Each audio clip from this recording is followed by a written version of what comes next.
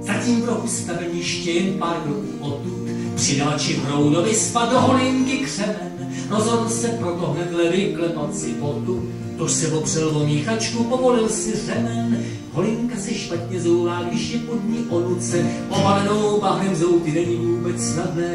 Nastavit šteky vyjvá, zouvá co dva po ruce, a tak Hrouda nohou třás a čekal, až mu spadne. Zjehla fanka týnka, řepik do prtínka.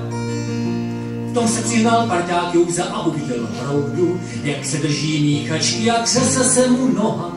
Domyslel si, tak jedná po zásahu proudu a život mu zatraceně rychle bere roha. Rozpomněl si na školení, na záchrannou zásadu, bez váhání přes zápěstí udeřil ho prudce a že k tomu užil zrovna od krumpáče násadu. Tím úderem přidavači zlomil obě ruce. Psychofanka týnka, sakra do prtínka.